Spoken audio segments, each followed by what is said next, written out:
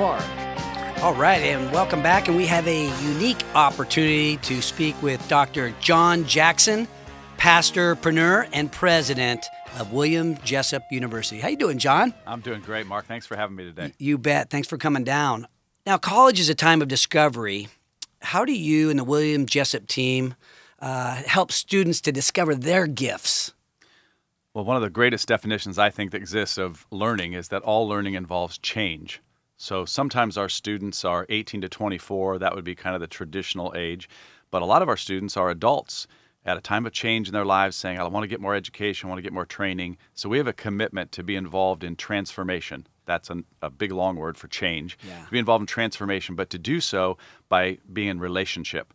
So when students come on our campus, they come into a classroom, they get a faculty member, they get a staff member, they get somebody who wants to encourage them. And what we're hoping to do is to help them discover their purpose, something you referred to earlier. Once they discover their purpose, then they're off to the races. Now, how do you help them discover their purpose? I mean, that's not the easiest thing to do. It's not. Well, a few years ago, there was a little book that sold, I think, 30 million copies. It was called Purpose-Driven Life by Rick Warren. He's a good friend and a great guy. That's a helpful tool. But the main thing we think is that purpose is discovered primarily in your identity. And once you discover who you are, why you're put on this planet, why you're taking up space, why you're sucking air, it's because you have a special assignment here. And we think everybody has an assignment. I loved your illustrations in the opener where you talked about various people who are not living up to their potential. We think everybody has amazing potential. We want you to discover your core of your identity. And then when you do, there's a set of strategies that can help you accomplish that in your life. Why do you think people don't live up to their potential? You think it's the identity piece? I think it's partly identity piece, but quite frankly, we don't live in a static pond where people can just kind of float. We live in a flowing current kind of life. And oftentimes that current is flowing opposite of us. You've ever seen pictures or heard stories about salmon swimming upstream? That's the kind of world we live in. The stream and the current of life is often pushing against us. I think a lot of people get depressed. They get discouraged. They get hurt. They get wounded. And when that happens, they get pushed out of the current. They get pushed up against a little a bank somewhere, and they're bruised and battered and broken. That's why I believe that we need to traffic in hope. People like me who have a leadership gift, people like you who just have a passion, a compassion for being all that you can be and helping others to be that. We want to give people hope. Well, tell us about William Jessup University. You're in Rockland. Walk us through what William Jessup University brings to the community. That's great. It was started in 1939 at San Jose Bible College, 65 years in the Bay Area. We moved here in 2004, started classes in 2004. We are a private liberal arts university. We're faith-based, but you don't have to have a specific faith to come to Jessup. We are Christians, but we don't force that down anybody's throat. We just try to live that out and encourage folks. We have over 20 majors. We have everything in the humanities. We have natural and applied sciences. And what I say is three things we're trying to accomplish. Number one, we want people to thrive spiritually. We think college should be a time where your faith gets built up, not torn down. Number two, quality liberal arts. Now, the lawyers won't let me put this in print, so get ready. I believe by the time you graduate from college, you should be able to read, write, think, and speak well, or get a refund. That's why the lawyers won't let me put it in print. The refund piece is right. A little controversial. Makes them nervous, yes. So quality liberal arts, education, thriving spiritually, and then the last one is exceptionally employable. I really think a season of learning needs to be followed by a lifetime of earning. In fact, we ask our college students by the time they're sophomores to get in the game, to start being involved. I love your focus on entrepreneurship because I think one of the greatest pathways people could choose is to start their own business, to operate, to have their vision, to have their dream, and to go after it. Are there certain things that you do at William Jessup that are centered around entrepreneurship? Very much so. We have a thriving business program where entrepreneurship is one of the key arenas of activity. In fact, kind of unusual for an academic institution, but Jessup was named the Small Business Development Center for Placer County. Entrepreneurship is central to who we are. Sometimes people think of academic institutions as staid and detached from the world. We try to be just the opposite. We love business people. We think they're modern-day heroes. Oh, very inspiring for, I think, some of our listeners and definitely for me. So now within the region, there's several universities. There's a few universities and some community colleges. Is there how are the demographics for building a business that is a college in this region? Yeah. Let me just give you a couple stats. When I came to Jessup in 2011, March of 2011, we had about 650, 670 students. Just in the last 4.5 years, we now have 1,500 students. Those are undergraduate, those are graduate, people who take classes in the day, at night, online, face-to-face. So building a college, really essentially I'm running a business and trying to grow that business. We have an amazing gifted faculty. We have to grow the business the same exact way everybody else does. You have to master your core technology. You have to figure out what retailers call mass customization. What parts of my business can I centralize and what parts do I have to customize for each individual customer? And then here's one that you and I share. I have a bias towards execution. I just want to get stuff done. And thankfully, we've been able to execute on some stuff at Jessup. Now, what does winning look like for you guys? I don't know how the business piece actually operates in terms of making money or hitting your numbers. What's that look like? So if you think about a lot of, I'll just use retail analogies. You think about a store. If you walked into a store and you only had one product on the shelf, you better make sure that product is amazing and that your customers like that one product. Well, at Jessup, we have a couple products. The first one is we just provide a world-class, transformational, Christ-centered education. So we think people who come to us, even if they're not people of faith, will get an amazing, world-class, Christ-centered education. If we win in the classroom, if we win with our faculty, we win with our education, then that brings in tuition dollars because students not only want to attend, they want their friends to attend. Business people say, I want my employees to come. I want to go and get an MBA. We're launching that in April and May, and so that's might be of interest to some of your listeners. The launch of the MBA program? The launch of the MBA happens this spring, actually, at Jessup, and it's going to have a focus broadly on business administration, but particular expertise on entrepreneurship and finance. And who do you expect to apply for that? So because the MBA is a graduate degree, that's different than our bachelor's degree programs. The graduate degree would be somebody who holds an undergraduate degree. They need to probably have at least 3 to 5 years of business experience. You know as well as I do. Okay. You've been out in the business stream for a while. Now you know which questions to ask. You start sort of thinking you know everything, and then you spend a little bit of time in business and figure out what you don't know. When you know what you don't know, that's when you go get an MBA and say, I want to focus on this particular area. Now, I was over at William Jessup the other day, and I was in an internship networking event. Yeah. And I got to tell you, I was so impressed with the young people. It was mainly young people that were in the intern networking event, and the quality of the student really blew me away. Attracting that quality of student says a lot. Is there a certain secret to that? Yeah. So back to your earlier question, tuition is our key thing. We also have people who give donor support. So here's what happens. Okay. So you end up getting a student who dad and mom typically are pretty influential with them. And I think the quality of our faculty in the classroom is absolutely key. That sets the bar.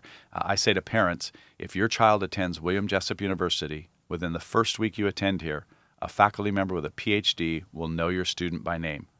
Now, I'm a California resident. I'm pro community colleges, pro state university, pro UC system. They're world class. I love them.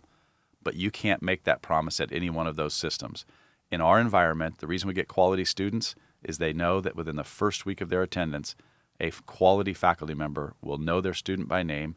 They'll get in connection with other quality students. It becomes a really great transformative environment. Wow, there's so many times at a larger college where you're one of hundreds of people in a lecture and you're barely known. Amazing. Now, I was over at William Jessup, as I said earlier, and I noticed there's some construction going on. Yeah. Are you guys outgrowing it? What's happening that's causing this construction? Well, the awesome thing that's taken place because of our growth that I referenced, we have had 60 to 90 students every single year living in area hotels. And while they had a roof over their head and warm, hot meals, that's just not ideal. So for about 4 years now, we've been trying to build this dorm. We have a 210-bed residential facility, be completed by January. 210 students will move back on campus. That'll mean out of our 1,000 undergraduate students, about 600 will live on campus. And then the other 500 students we have are adult students and graduate students. And we are talking with Dr. John Jackson, president of William Jessup University. He is also the pastorpreneur, which we will talk about when we come back from the break. I'm Mark Haney. You're listening to Entrepreneurs Unlimited on Sports 1140 KHTK, streaming live, podcast, and YouTube at haneybiz.com. Once again, here's Mark Haney. And welcome back. We are talking to John Jackson, president of William Jessup University. And John, you were sharing over the break that you guys have great success with your graduates. Can you share a little bit about that? Let me just give you two quick stories. First of all, in our School of Education, in the last couple of years, 100% of the graduates who graduate from Jessup, get a degree, get a teaching credential, they get a job. Wow. There's real strong trust in the local educational environment because a Jessup student will be well-trained, have a good work ethic. We're having the same experience in business. We've got students being hired with our business degrees that are literally soaring. That's practically that guarantee you were talking about earlier. I mean, I know you're not going to put a guarantee in writing that they're going to, I assume that you're not going to put that guarantee in writing, but that's amazing, 100%. Yeah.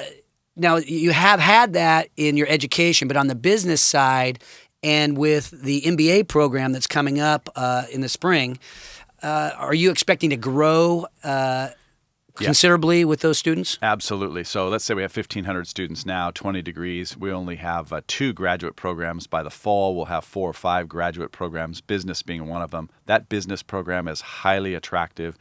One of my favorite quotes is that the future is already here. It's just not evenly distributed. We want Jessup students to be the ones who are leaning into the future, who are grabbing hold of it, helping to create it. We don't want to just complain about the present. We want to help create the future.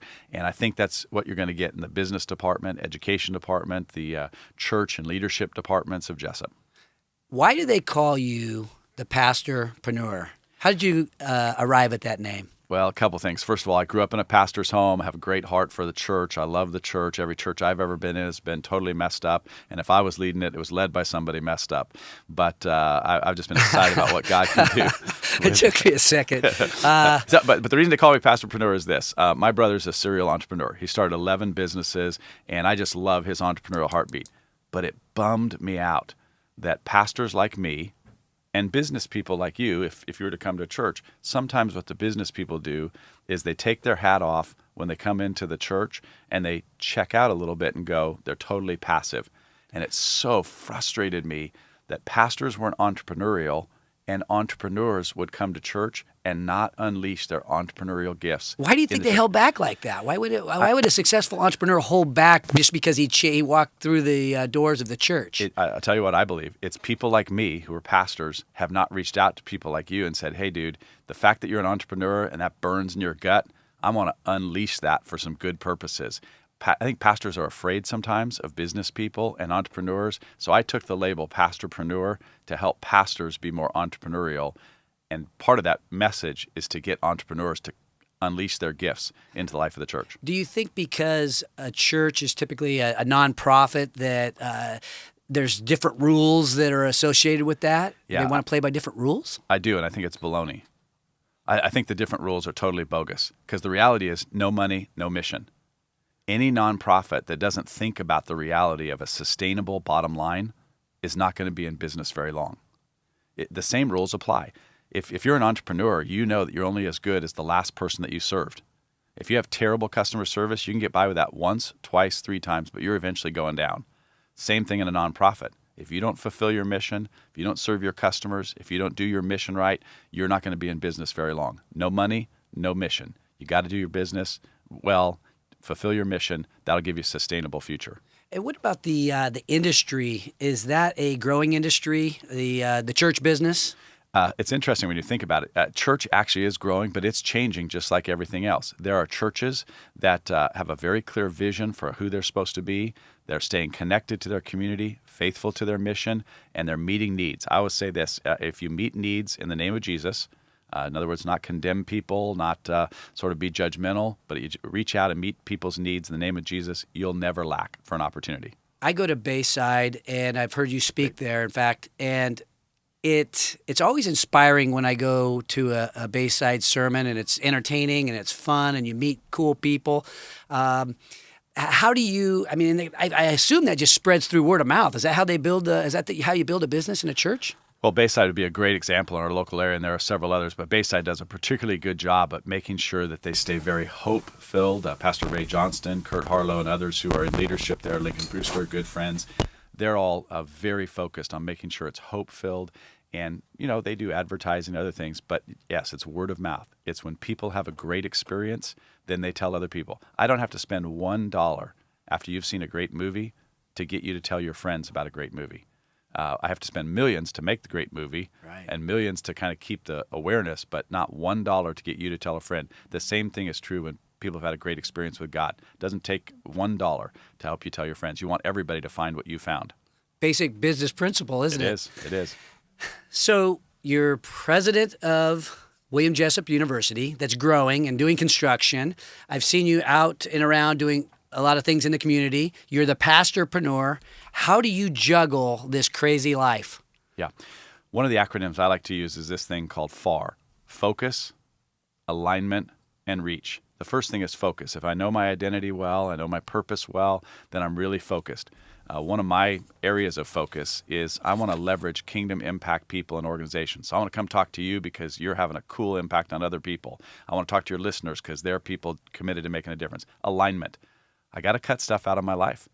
Every one of us has to juggle. And you know what? Sometimes we buy the lie that you can have it all, do it all, be it all. That's a lie. We can't. I decided years ago, here's a funny little story, years ago, that I wasn't going to tear my personal computer apart. This is back in the days of having desktops. And I was actually pretty decent at it. But I finally said, you know what? I'm not going to do it again. If my computer breaks, I'm going to take it to somebody else. They're going to tear the computer apart. I'm going to pay them to do that because I got to align my life. That's not my core talent. I'm okay at it, but I decided I'm going to buy somebody else's personal service there so that I can focus and align my life with what my core identity is. And then the R is reach. If you focus your life, you align your life, you'll extend your reach. I noticed that you're very together on your answers, and obviously you're a doctor, and you're the president of a university, and you're the pastorpreneur, and I just have to assume that you are expected to have all the answers all the time. And with that said, who do you turn to, besides the man upstairs? Who do you turn to when you don't have the answer? Well, here's the really cool thing. It may seem like I'm all together, but I'm a raging mess. So first of all, the man upstairs, for me, that as a relationship with Jesus, very key. Second of all, my wife. I've been married 36 years. My wife is not only my best friend, but she is the one that I often will go to and say, hey, what do you think about this? What do you think about that? And she has an absolutely different experience. I don't know about your wife, but my wife just sees the world different than I do. And so I go to her a lot. I have a lot of pastor friends in the area and some business people that I can go to and say, could I just run this by you? And I think everybody needs a circle of trusted advisors.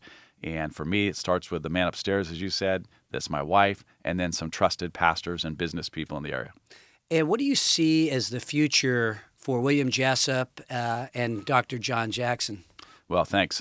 William Jessup University, I think, is going to be connected to the community. And one of my hopes is that we not be that city on a hill, if what you mean by that is disconnected. We're going to be connected to the community. I think we make a huge difference economically in the region. And I also hope we'll make a huge difference ethically.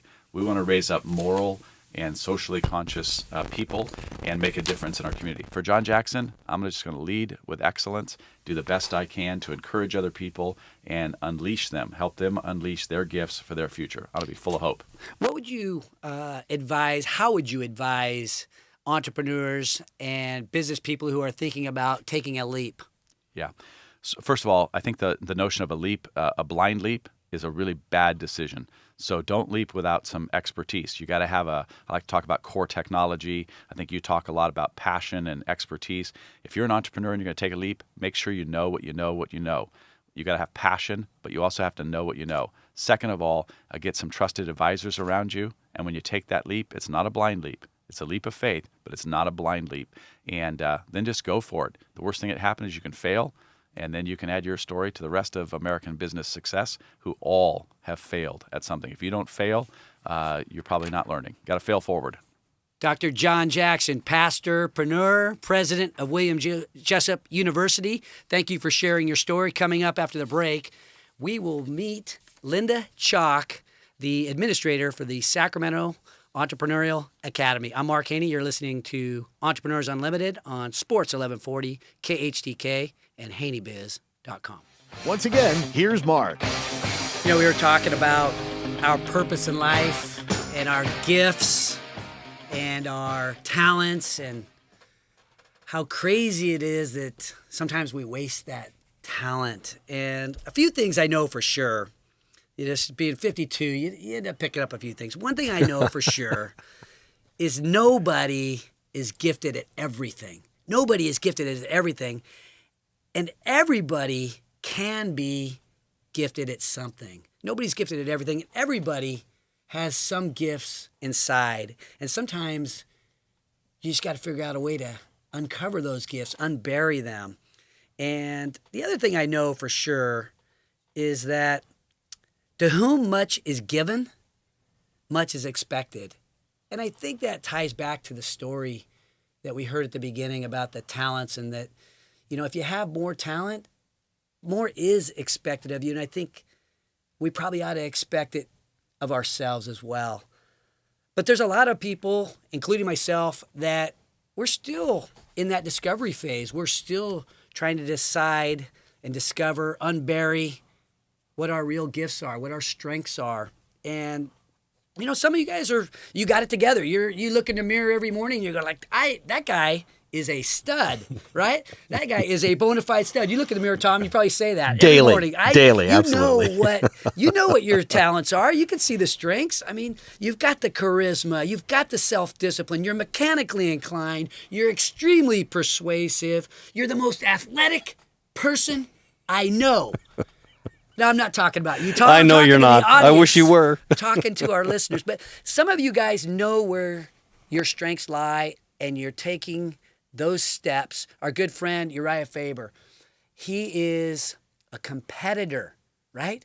But he was born to compete. But not only does he compete, he goes out and he continues to challenge himself and to test his limits beyond MMA, right? Beyond the ring. He's doing different ventures and chasing an acting career. And I think that's what we have to do is in order to be completely satisfied with who we are and discover really who we are, we've got to test those limits. And I think some of us don't know yet, though, right? There are some of us that we don't know. So I guess if you don't know, here's my advice to you. Here's what I am trying to do in my life. I'm listening for the love, right? I'm listening for what's in my heart, right? What do I love to do? I listen for that love, and it's like that's got to be my guiding light a little bit, right? I listen to when I get a pat on the back, when my son says, "Yeah, Dad, that's good," and I gravitate toward that. I listen for that love, and the love may come from your customer, the love may come from your boss. The love is probably going to come from the people you respect the most in your life. So I would say, listen for that love, embrace that love, and go that direction. Your gift lies somewhere in there. If someone tells you have charisma, believe them.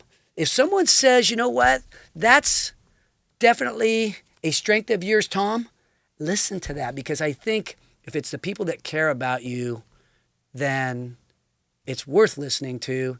And I think your purpose in life and your gifts and your talents lie somewhere in that realm. And what I would challenge all of you guys to do is Thanksgiving approaches. All of you guys all you entrepreneurs that know where they want to be, they're chasing their dream, they're on track. And with it being Thanksgiving, so think back, somewhere along the line, someone reminded you of where your strengths were, and you started navigating. So maybe it's incumbent on those of us who know a little bit more the direction we're going to share, to recognize some strengths in some other people, to recognize other people's gifts, and let them know. Let them know before it's too late. Let them know while you have the chance, real time, when the emotions are high, when they're getting ready to give that emotional speech, when they're getting ready to play a big game. Let them know what you see as their strengths. It may be perseverance, it may be charisma, it may be innovation. But I thank God for the gifts that I've been given, and I hope I can share whatever I have with all of you. God bless all the entrepreneurs, and God bless America. Get off my like what's